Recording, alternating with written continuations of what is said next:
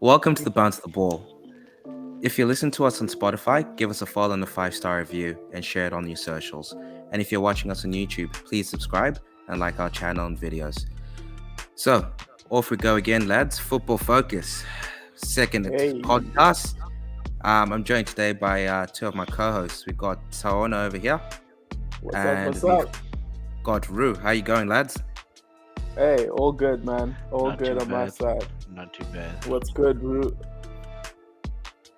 Not too bad. Not too bad. Happy to be here. First time caller. Long time listener. Gave us the bloody bump Long steer time yesterday. listener. Gave us I the missed good old yesterday. bump steer Timing. yesterday. Timing. Timing. Yeah, I was. yeah. It was a good show, though. It was a good show. It's brilliant. Did you watch it yet? Bet you haven't even watched it yet.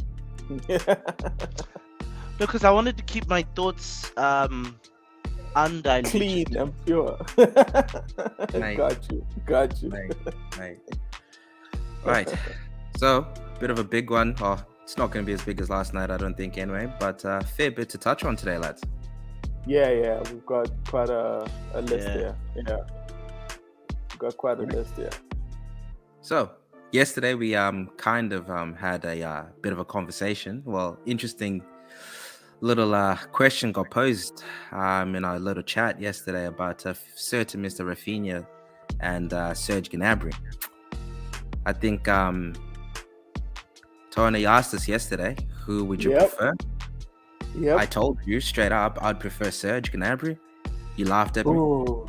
You laughed at me. Look, dude, And- like, Raphinha, man. Like, have you seen that dude? He's just so direct. Look, I understand your Surge choice, right? And I think he's a good player, but I just feel like, have we not seen Gnabry before? And Rue, what's your thought? Let me bounce off from you. I was aware of this question, and I did see it on our private chats. And I think from a Liverpool standpoint, Yeah, talent-wise, Rafinha is more talented, but Serge Gnabry would probably complement what's existing already. I would go for like if Mo Salah hadn't signed an extension, I'd probably be going for Gnabry wow. because That's I know I could do. With Mo Salah signing an extension, I think I'd rather go for Rafinha because long term, I think I could swing potentially losing Bobby Firmino and bringing in Rafinha to replace Serge Gnabry. I think he's underrated. I think if you ignore his time at Arsenal, of which I don't think that was his fault. I think he's underrated. I think Serge Gnabry is a very talented footballer. I think it's unfortunate that he's playing in the France lineup that he's playing in because all these guys are uber talented. He's got Benzema, he's got Kylian Mbappe and stuff like that. So he's not going to get the limelight there. I think at Bayer, he complemented that system. He had Lewandowski in front of him, he had yeah, Thomas Mueller, and he had Kingsley yeah, Coman, and now he's got Sadio Mane to contend with. So he's yeah, never actually gotten the chance to show you that he is the guy. Apart from that time at Arsenal, which I guess is not a fair reflection of his talent. yeah. That's true. Rafinha, on the other hand, has been the man at Leeds, right? And then he scored how many goals with Bamford missing when the team was in decline?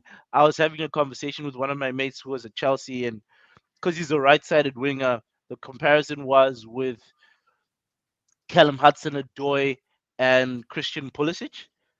And I Got looked it. at his returns and I was like, he's got better returns than these two guys. And the guys, oh, but he's playing in Leeds. It's this. They don't do this. They don't do that. And I'm like, no, but Leeds plays the attacking game. They Yeah, don't they play do. low block. They're not playing Brighton. They're playing the attacking game. He's seeing most of that ball Yeah, against majority better sides. that's Christian true. Pulisic and Callum Hudson-Odoi were playing against weaker sides and couldn't match up with the numbers. Their team plays with more possession than Leeds does, but his numbers were better. The kid is talented. Put him in a team that plays with more possession, that has more attacking tools, where he doesn't have to be the guy, and give him the freedom to work with the creative system, you're going to see better results. Okay, but conversely, at the same time, he is playing for an absolute Mm. shit team. So Yeah, the opposite to that is that teams aren't showing them the same respect that they do show at Chelsea, where you get that discipline and teams sitting back against your Pulisic's, against all these other guys.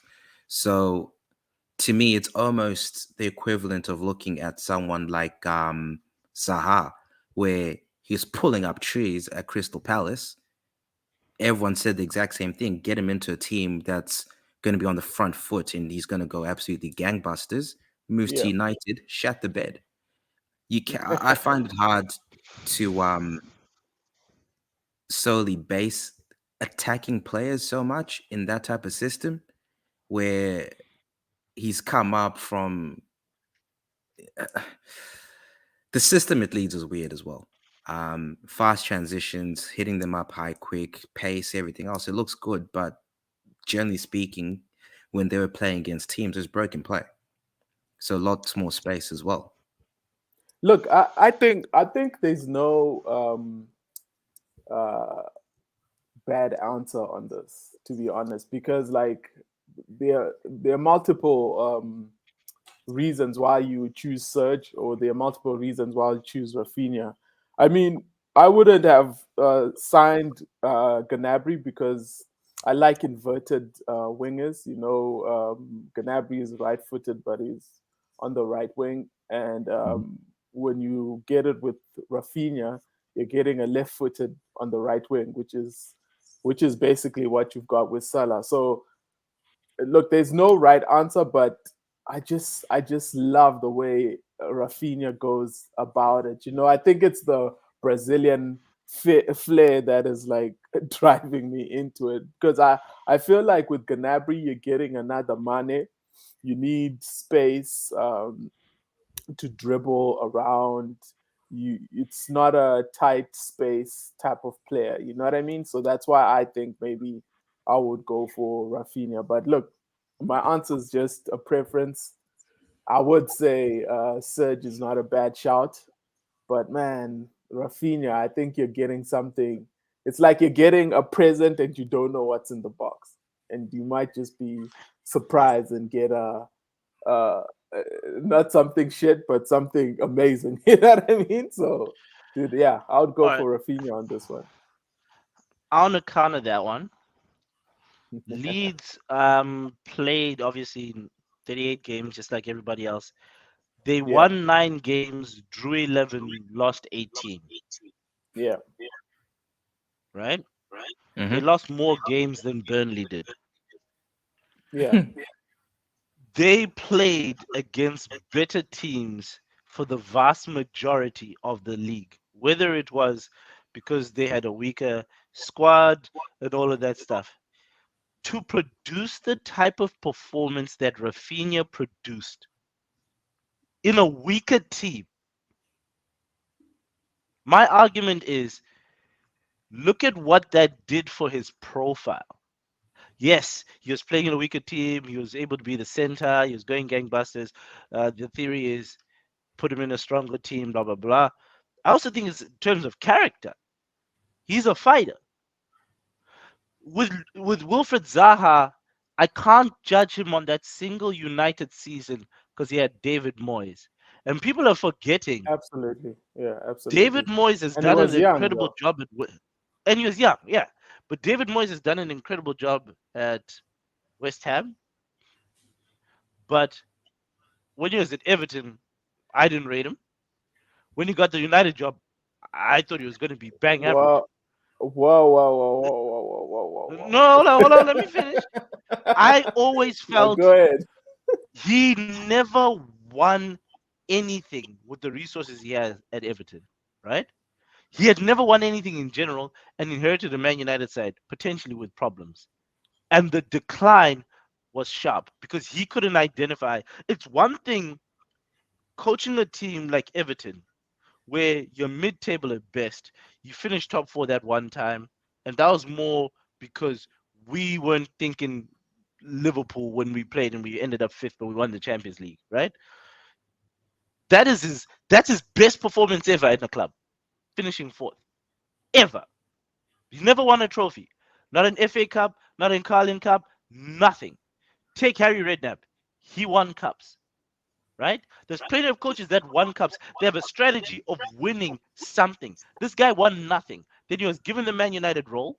He didn't have a defined playing style. Now he had to play with all the possession. He had never been in that position before. He had never had the stars, the quality, or everything. Yes, he had an aging squad, but Sir Alex Ferguson had the same squad the season before and won a title. This guy inherits that squad of winners and does nothing. And we're thinking Wilfred Zaha's the problem there. How much game time did he see? Did he see it in a team that was designed to get the best out of him? These are the questions I'm asking. At the time, I remember after he lost that job and then he got fired from another job, he said something like, at Everton, he was 2 or 3 players away from winning the title. That's straight delusional. That's Brendan Rodgers level delusional. That's the guy was saying, let's go get the best out of Wilfred Zaha. Nah, champ, not on your life. Okay. The point that bring up Zaha was that he's gone to a bigger club where it's now that low block. He doesn't have the room to turn and run. Zaha is an athlete, right? Probably not the best example. To counter that, I could literally just throw Jack Grealish into the mix, where Jack Grealish is no longer a kid. He's 25, 26 years old from memory. Same age as what Raphinha is, more or less. Jack Grealish has come from Aston Villa, which was a much better run organization than what Leeds was. Jack Grealish has come from a team that finished and performed a whole lot better in the league as to what Leeds did, Yep. right? Jack Grealish, main focal point in that team. Jack Grealish was the outball. Jack Grealish, fuck, they were calling him Paul Gascoigne for Pete's sake, right? Has he progressed, or has it now been shown that Jack Grealish's game may somewhat be limited? He's a good player, but is he the type of player that you're going to spend 100 million on? Personally, no. I'm not saying Raphinha is a bad player. All I'm saying is with Gnarbry, you have data and you have over a couple of years. He's been at Munich for what, 3 years now? 2 years, 3 years, something like that. You have that data of watching him play in a team where they're playing against low blocks in Germany. They're coming up and he has Champions League experience at the same time. A team like us, Raphinha might be a better player. I'm just saying personally, I know with Gnabry, I know what I'm going to get. He's played at the highest level. He's played that brand of football. He's played with the expectation of winning. He's played with that added pressure of playing for the biggest team in his country. For me, I'd be more comfortable getting Gnabry. He has pace. Yes, we're saying he's not a close dribbler, but the man, he's got techers. He's no scrub as well. Just, personal choice. Just personal preference for me would be Gnabry, solely because of that experience of playing in the Champions League, the pressures of playing for Bayern Munich and the biggest team in Germany and one of the biggest teams in the world. He's handled it. He's gone from being that guy at Arsenal who everyone was laughing at, and he's rebuilt his career and his reputation at a massive club. That's just me personally, you know what I mean? But that's just how I got it. No, I get what you're saying. One thing though, Serge needs to just remove that mustache. He's French, working, bro. Leave him alone. He's French. He ain't done nothing wrong. Okay. With Wilfred Zaha, he played at United between 20. Pretty much his only season at United was that single season, right? And he only played 2 games. Well, don't shag the coach's daughter and you'll play more. Alleged. And that Mate, was still you come alleged. home, you find Zaha giving it to your daughter. Would you play him? Fuck no. I wouldn't play Apparently, him. he was in bed with her. I'm just saying. Do you know the thing is? Uh, I still don't believe that story. I don't think he would have done that. I think it's a good story to sell, and there's plenty of stories. Like if you go back, a third of those Mario Balotelli stories are lies, but we Oh believed it wow. because somebody gave us something we wanted to believe, right? Mario Wow. confronted a bunch of those stories in interviews and said that never happened. I wasn't even at the house when this happened, but you guys are saying it was me, right? Yeah. It was easy to do it. That's why he put that shirt that says "Why always me." That's why he did that, right? Yeah. No, I Wilfred get it. Zaha, 2 games at United, on the bench for David Moyes, who was trying to figure out what he wanted to do. He had all the players he had all the experience he had, and he had a shocker. Then they loaned him back and all this sort of stuff. I get what we're saying about Wilfred Zaha. I always thought that Wilfred Zaha was a Spurs type of player, right? Put him in a Spurs, put him in European football, whether it's Europa League or the group stages of Champions League, he'll perform adequately. Jack Grealish. I love the fact that you brought up Jack Grealish because I think that Jack Grealish went to Man City and he's playing in a team that is more that interchangeable passing type of thing, and he's a dribbler. That's why he's Okay. one of the most fouled players in the game of football. He's a dribbler. He likes to He's one dribble of the past most people. fouled players in football because he doesn't understand when he needs to release the ball. He holds on to it for He's too not a long. passer. Yeah, That's he's just not a passer. Absolutely. stupidity. It's Absolutely. stupidity. Foden's a passer. Foden likes that interchanging passing thing. Jack Grealish is a dribbler. That's why when they go to England, they have varying levels of success because Jack Grealish, when he got to Man City, the reason why I think you look at a player like Riyad Mahrez differently, you look at I think Mahrez adapted from a Leicester to a Man City much better than Jack Grealish, who never changed how he played. He's gonna be walking around with the credit of I won Man City the title by coming off the bench because Bernardo Silva was playing average and I made magic happen. That's his call to fame for the rest of his career. Drunk and running around having a gas, whatever. He's gonna call that.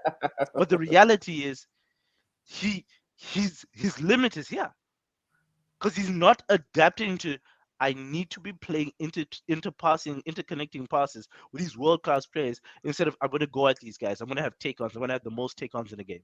That's not how Pep Guardiola plays. To be Yeah, fair, that's he's it's his first season. Like it's a bit It is his harsh, I first season. think. I was being a bit harsh, but at I the end of the harsh but day, fair. Jack Grealish, if he tweaks his game a little bit, he will do he extremely has well. to. He He he'll has do to. I extremely mean, well. yeah, he definitely I has to. think I mean, under a Pep system, he doesn't have that. He doesn't have to carry the ball like he used to do at Aston Villa. So that's probably his biggest strength. So he has to work on just dribbling through these low blocks. So I think he'll. I won't say I think he'll do well this season. I just yeah I I I think he'll think do Pep better. I yeah, think he'll I do think better. Pep will find a solution for the problem. Yeah, but would I have signed Jack Grealish? Probably not. I would have looked for someone else who is more technical with the ball and can low block. I think it also had that English appeal, that you know what I mean, like homegrown, and you're filling in a quota. So Yeah, let's you've got pay to fill in. 100 mil. Let's pay a And hundred and I mil think and if get they that shit over with. had signed Harry Kane, Grealish would have had a better season. They would have made a better connection, Yeah, and I think that absolutely. was primarily the benefit. So you did have that Absolutely. working against him. Yeah. and on the So, topic what are your of, thoughts? Yeah. Oh, go I was ahead. just gonna say on the topic of 100 Yeah. million pound players, I think that's a Yeah. good segue into our next topic, where we're going to be looking at a certain Usman Dembele. Yep. So reports are that Barcelona is refusing to budge on the terms that they're offering him. they've put their offer to him, which is comprises of a fairly substantial pay cut, which personally I think is justified, seeing as he's been a bit of a sick note since he signed for Barcelona. Pretty hard to justify giving him a pay bump when he's barely paid and he's been injured. There's a quality player there. When he was at Dortmund, he was tearing it up. He played extremely well for France as well. So I don't know.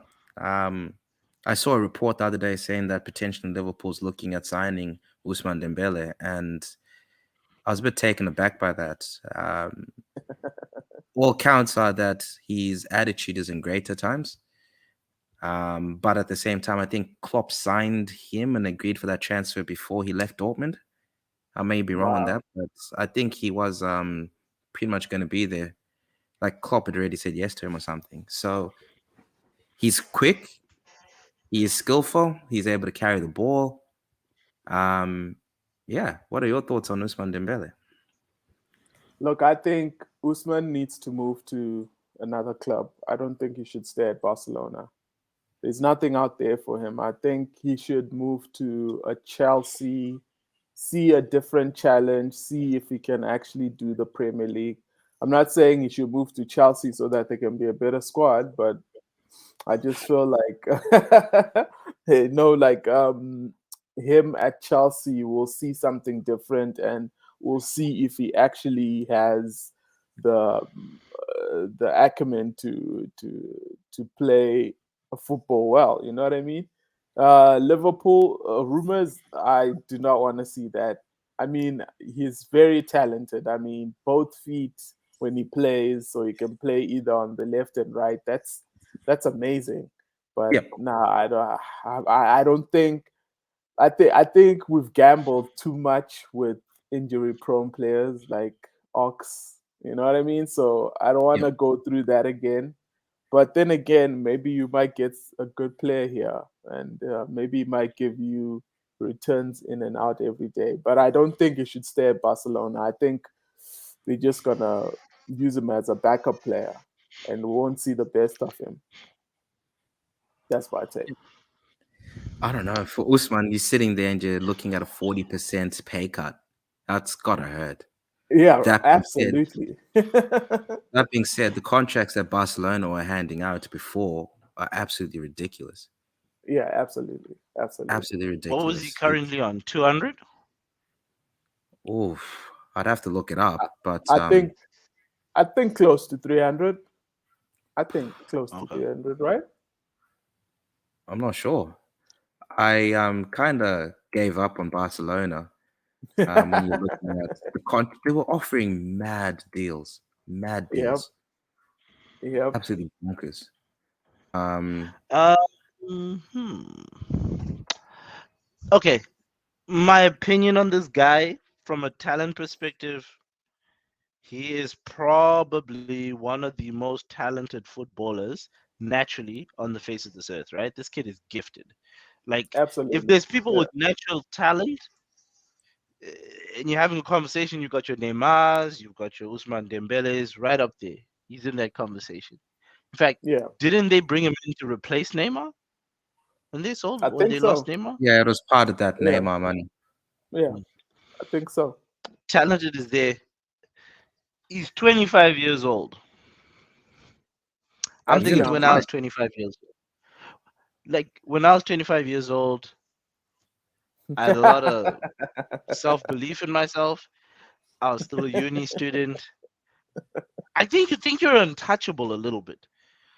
The attitude issues or the behavioral issues that I've heard are more dietary, playing PlayStation till like 1 o'clock in the morning, late for That practice. story. Yeah. Yeah, that sort of stuff. Eater, you should be doing this. The training aspect in terms of spending more times in the gym, not enough time in the gym, that sort of stuff. That's the type of thing that'll prevent him from being here and going up to here. Like that's where it is. If you're Barcelona and you've identified this, of course you're going to come in and say, okay, we paid you a lot more money than we should have initially, and now because you haven't stepped up at 25, you haven't woken up and understood that being talented isn't enough. The world has spat out hundreds of thousands of talented footballers in that time frame because they wouldn't put in the hard work. You've got to be Cristiano level hard work. People think that Messi is just pure talent. He's also disciplined. He's Absolutely. also disciplined. That whole walk for 20 minutes before or during the game, just trying to pick up holes and stuff like that. There's an element of discipline in that. I've, I think I've sent you guys that clip with Danny Alves when he's like, he went against what Pep wanted because Pep wanted something to do with Messi not to be touching the ball here, and but Danny Alves understood that if Messi wasn't engaged in the game, he could wander. Yeah, That's a I watched discipline that. thing. Yeah, I watched that. Mhm. Yeah, I There's a remember that. Pretty serious much, Danny issue of Alves was saying Pep doesn't want the ball played out to the wings. And he was yeah. like, no, we got to give Messi his touches because if you don't give him a touch every 3 minutes or whatever it is, He sleeps.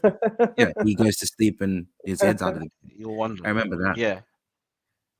Look, I just had a So, look, and his wages were £210,000 a week. Chelsea So can if match that. oh mate, they're talking about giving him a yeah. 40% pay cut. So they're offering him wages of 126, 125,000 a week.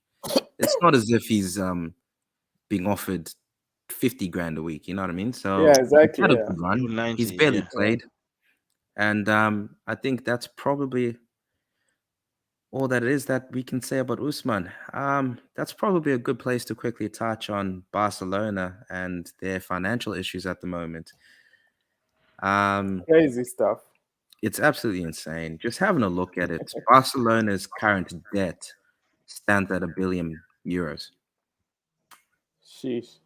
A I billion think euros. that's I think that's the same with Man United, right? Probably, but Man United is to Mm. purchase it. So of that 1.2 billion debt, 730 million of it is actually current debt, so that's payable within the next 12 months. Um, Wow. I Mm. don't know how you guys feel about that. Um, that's insanity. So 730 million is payable within the next 12 months. And speaking of a certain Mr. Leo Messi, between 2017 and 2021, they paid Messi 555 million in wages. Sheesh. So But that's a major mismanagement there. You're accumulating that much debt and you're paying a guy 555 million. So you're paying a guy by funding it. Like it's crazy. Um, Yeah. in this period, in the last 5 seasons, players' salaries have actually risen 61% and have represented 103% of the club's total income. That is absolutely like, you're not running a football team. What are you doing? Yeah. Pretty much every single cent you get in, you're paying out in wages, player wages. That's not including executives. It's not including your ground staff. It's not including anything. Every single cent that comes in, you're borrowing an extra 3% to pay out to your playing staff. It's insanity. Absolute insanity. Of Barcelona's debt, 390 million euros of that 1.2 billion relates to players' salaries. Sheesh. Ah. Yeah, that's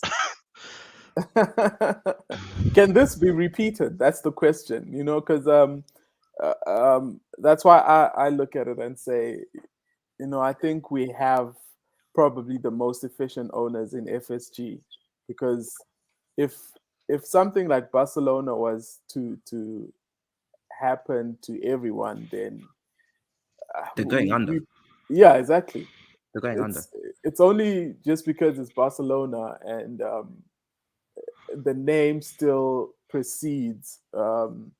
Most people will be willing to give them cash even though they're in this predicament, and it'll be interesting to see how they work it out. But some of these numbers are just totally insane, totally insane. It reminds me of how most companies were run in Wall Street, like in the naughties, right? Where an exec will come in, um, you like take the company into debt, get his bonus, and leave. Yeah. And then Oh, you got the our next, revenues up to this exactly, percentage. You sound amazing, but exactly, and then in leave reality, it for the yeah, next guy. Like, yeah, that's your problem. I'm done. it's It's insane. crazy. It's insane. I just don't understand. So what Barcelona have actually done is they're actually selling their domestic TV rights. So far, they've managed to sell 10% of their domestic TV rights for 207 million euros. And what they've done there is they've done that to actually pay off and to be in a profit on their financials, which looks good, which will now allow them once again to Yeah, sign more players. But they don't have yeah, the money to do that. So I had a quick look like this morning before we jumped on. So 2020, 2021, their TV rights were yeah. worth 165 million euros. As such, they've sold 10% of that for 207 million euros. The issue is that 207 million that they're bringing in is 10% of their TV rights over the next 25 years. Sheesh. So what happens when the TV rights go up? Do they lose that 10% going forward? To me, it just doesn't, it's not, it's almost as if your short-term thought process is fix an issue that we have now, so that we can go into more debt to sign more players instead of sitting down, reconciling your books and realizing that we need to run our business more efficiently. So I don't know, it's a bit scary.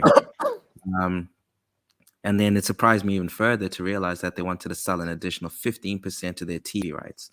So that's an extra 24.7 million based on those years, every single year that they're going without.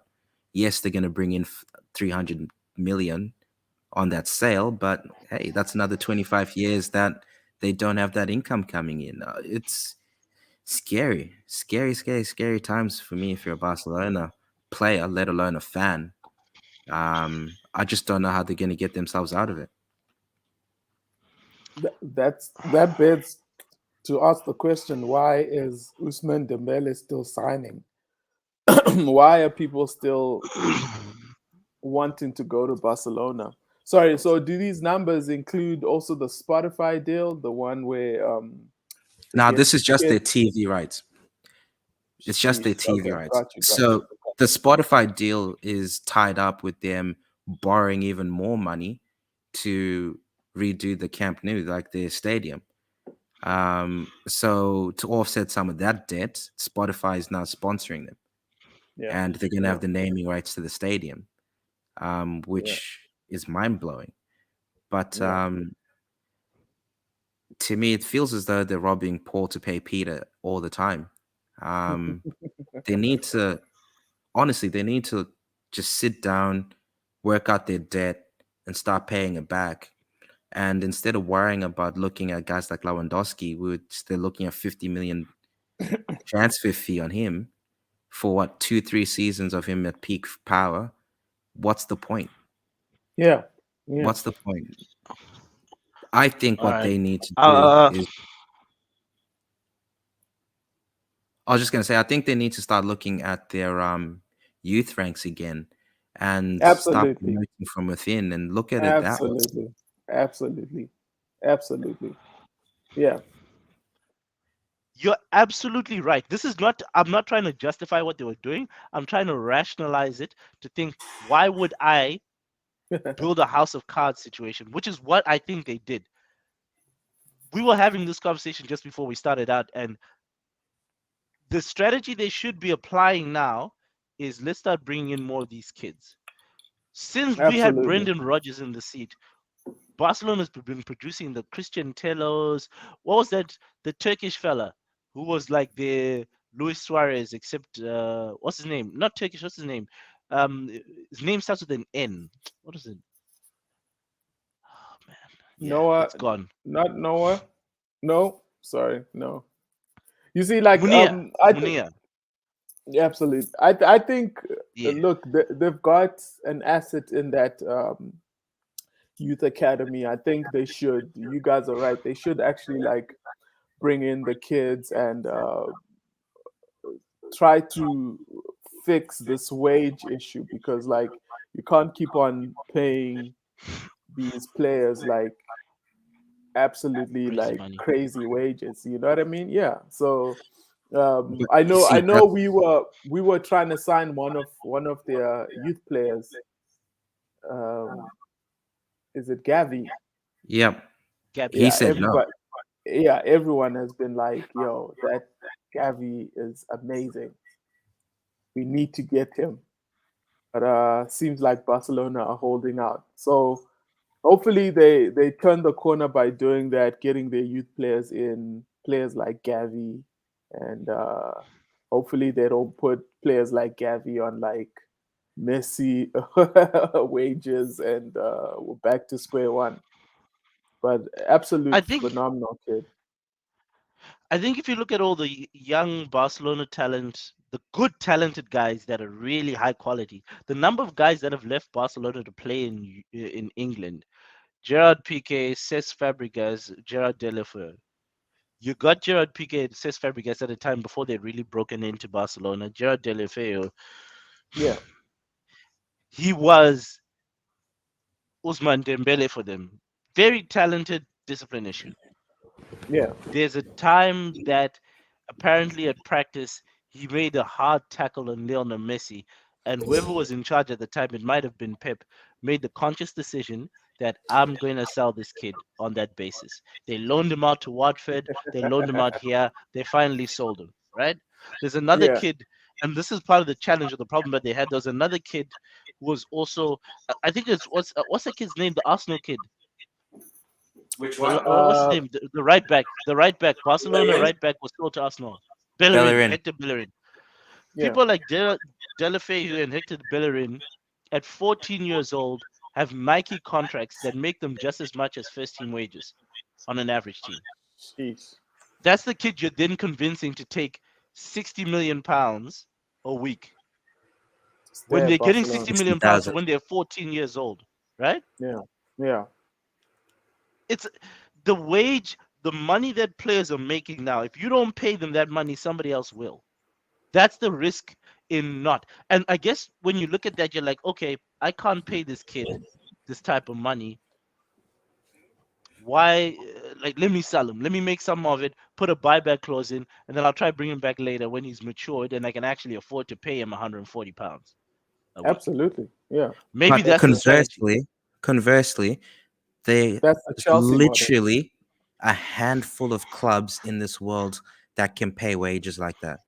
It's Yeah, Liverpool, Man United. We all know the top teams in Europe. yeah, yeah, So Bayern, by Juve, yeah. there's absolutely no reason why clubs feel pressured to do it. If a guy like Bellerin wants to bounce because he's going to get better wages at another team, you do not put yourself in a crappy financial position. You pay Bellerin 60, 100,000 pound a week. yeah, You you've set a precedent by doing that. All of a sudden, your yeah, wage structures are Mm, blown out. mm, Yesterday, we had the mm, discussion about Mo Salah and him now getting his 350 odd thousand pound a week contract. yeah, mm. I've seen some reports that are actually saying that that contract is actually based on performances. It's performance based as well. So for him to get yeah, his 350 a week, he's going to have to perform to get it. Why not have Damn. contracts like that? You'll get your 350, but you have to perform. So your base might be 250. To get that extra 100, you have to achieve these targets. Why are contracts not structured like that? it's I'll an need to look interesting. into. Yeah, Yeah, it's very interesting, man. I mean, yeah, I think uh, there are uh, performance incentives and basic contracts, but not to the point. Like, I guess if you're looking at Mo Salah, Liverpool says to Mo Salah, all right, we'll give you 350K a week. 250, 220 is guaranteed. Then the balance is based off of you scoring this many goals, us winning the title, us winning this, us winning that. He spent the last 6 years at Liverpool. He's looking at that and I was like, Natch, guaranteed. All right, no problem. I have no problem doing that because I know I'm going to score 20 goals a season. So that's easy. I know I'm going to put in 15, 20 assists. So that's easy. So maybe he has the confidence to do that. But then Raheem Sterling is looking at that and like, nah, bro, I'm worth 250 without getting all these incentives. Now the performance of everyone else is weighing down on my pay. But That's they're the all only thing that I can think of. individual. There'll be all individual performance incentives. So it's about his own performances.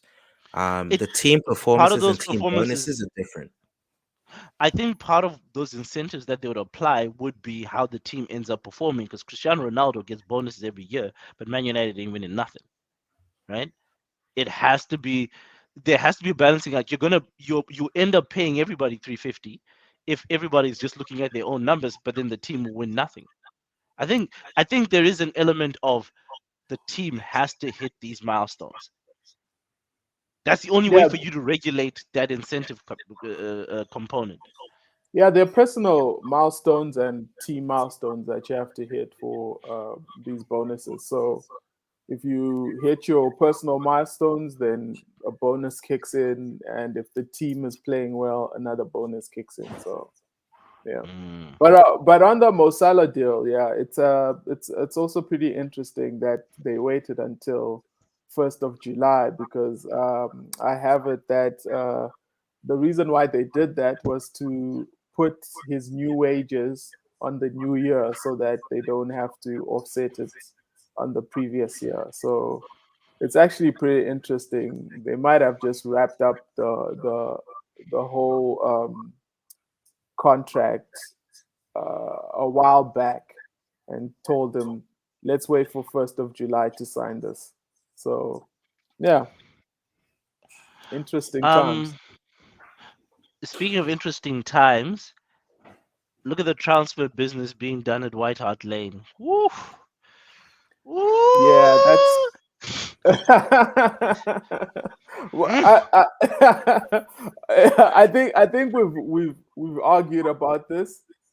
Um, it's some good transfer business, but looking at debt wise,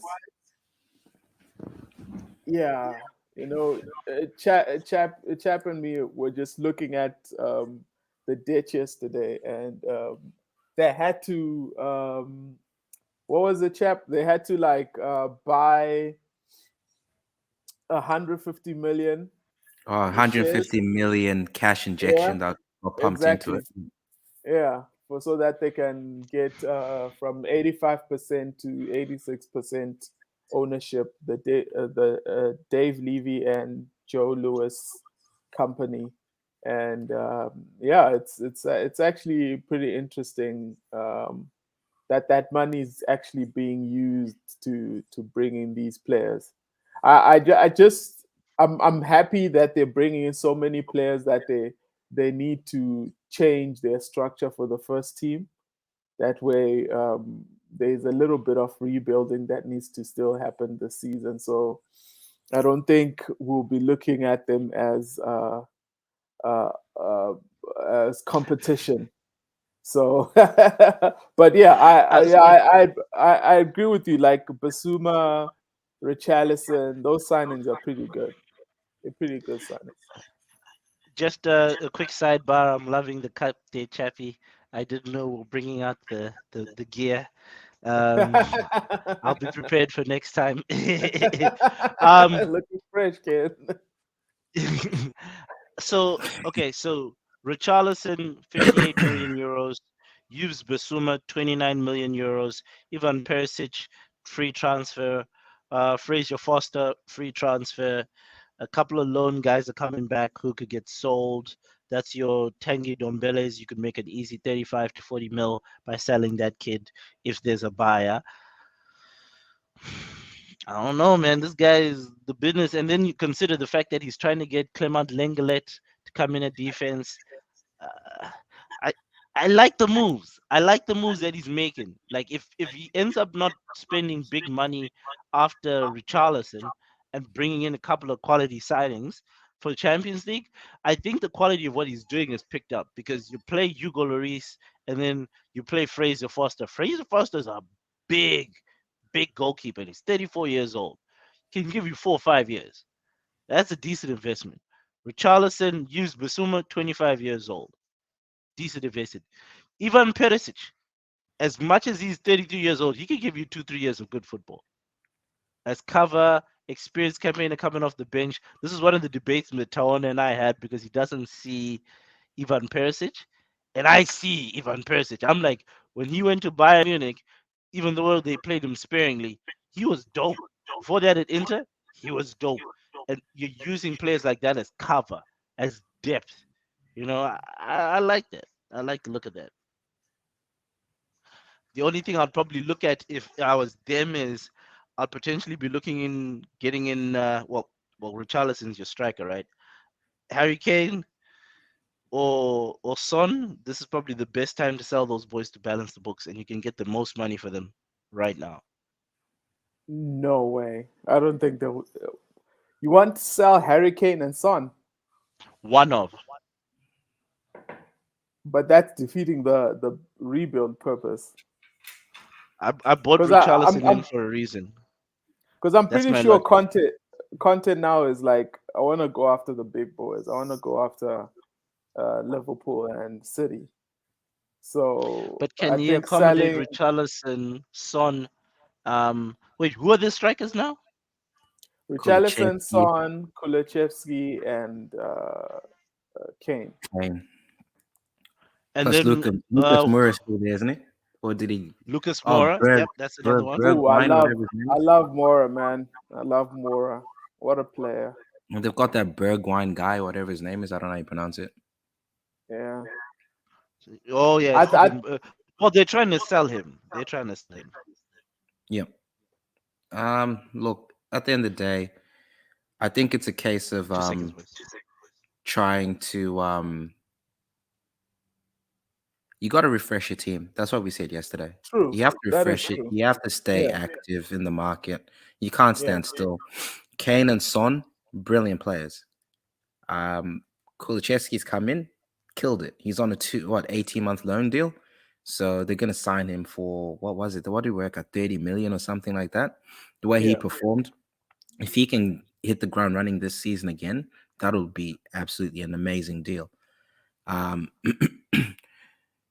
Speaking on the Spurs debt, I think most of their debt has to do with the stadium, so they're fine. They'll be able to pay that Yeah. off. They're a Yeah. proper run squad, an outfit there, so they'll be fine. Yeah. Speaking of Man Um. United, what do Yes. you guys think Yes. about Yes. the rumors? Ronaldo wants to Oh, it's not a leave. rumor. It's not a rumor. Oh, He it's wants to actually, go. that's interesting. It's not a rumor. As in, okay, so it potentially is a rumor, but the way I'm taking it, where there's smoke, there's fire with this one. Okay. Like the logic behind it that he wants to leave because he's getting on in years and he wants to play in the Champions League. There's only a handful of clubs that he can go to do that can afford him.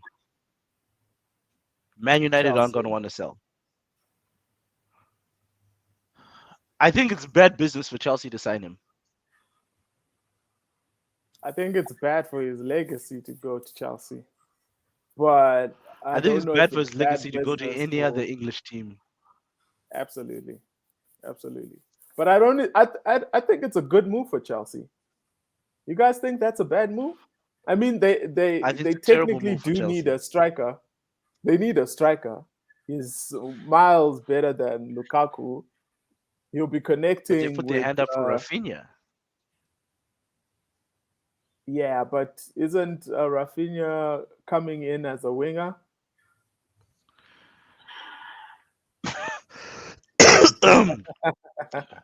So you're probably right there. Yeah, Um, Look, Cristiano Ronaldo, for his brand and his legacy, there's certain clubs you can go to. I think the worst thing you could do is go to Chelsea for his football, and the worst thing Chelsea could do is sign him. I had this conversation with my brother-in-law, and he's an Arsenal fan, and we're having the debate, and I said that the failure of Man United was built on the lack of character in a lot of the players in their team, including their captain. That's the most culpable thing. I don't think Harry Maguire's character is up there at a world class level that he can play like Cristiano. Then he flipped it. He was like, but Cristiano has come into a club, and the guy who's captain can't be captain anymore. The best player in the team can't be the best player in the team anymore. All these things have happened to Bruno Fernandes, to Harry Maguire, and everyone else at this team, and it wasn't positive. Who got better playing at United this past season, right?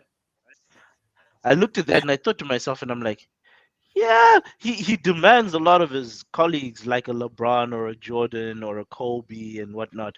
But what's the positive impact he's brought to this Man United team? At Real Madrid, he did because their personalities were already at that level. Yeah. One thing that I've seen on these Chelsea guys is there's a lot of talent, but there's also a lot of character missing. There's character missing from your Pulisic's. There's character missing from so many guys in that back four. The only person I think that would have character that you can keep in that team is Azpilicueta and Reece James. You can't play them at the same time unless you play a back three, right? Everyone else, I don't see them having the character. In the midfield, N'Golo Kante, it doesn't matter who's in that team. N'Golo Kante is playing up to a certain level. But outside of him, Mateo Kovacic is talented, but if he gets torn up by Cristiano because his pass was a little bit off, how are you going to react to that? Mason Mount gets torn up by Cristiano because his pass is a little bit off. How's he going to react to that? Same goes for every other guy in that team. Christian Pulisic, if he gets torn up by Cristiano, he's going to have a fucking sulk. They don't have the character to take a personality like Cristiano. I'm sorry, but that's a bit disrespectful to Pulisic. That lad's 22 years old. He's come in to a massive club. He's had his issues, but look at how he was performing at the tail end of last season, where he was balling. Pulisic is a great player, and Yeah, I like him. I like him. you're talking about guys like um Kovacic. He's a good player. They've not had anyone in that team to Cristiano's demands or anything like that. I find it very hard to say that they'd fold. And there's nothing wrong with being held accountable. Like if your passes are off, your passes are off. You need to put your hand up and accept that. Why is it that we I'm need to not treat people with kid gloves? I'm not saying that these guys aren't quality players. They are, right? But they've come from playing with players like Eden Hazard, right? Who was a They've fucking come prima from, donna himself? but a very talented prima donna at that Chelsea team.